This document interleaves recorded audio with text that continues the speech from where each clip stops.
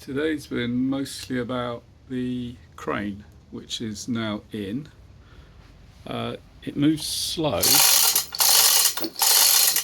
but it'll lift a ton, and what's clever about it is can lower under control, because raising is fairly easy. I can jack that up tight to the ceiling and drop it, but then lowering it is the tricky bit, and ratchet straps are difficult lowering stuff as well.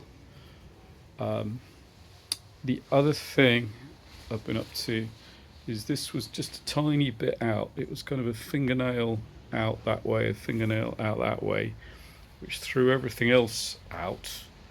And now that's in the right place. When it's all pulled tight, everything else matches up nicely as well. So put the wooden frame on, everything clamped up, measuring to the millimetre, putting a spirit level on, and all the rest of it. The other thing I've done is cut a hole just to make that look pretty, trimmed the end off of that to come level with the tube, which is what I wanted, and put a hole in around this side. So this is the template for the clutch foot rest, which was on the original wooden design, which I'm not going to weld in. Might change my mind later, but I decided I'd get this finished without, so the only thing I need to allow for is the triangle that fills in there, so I was able to get that bracket looking how I wanted.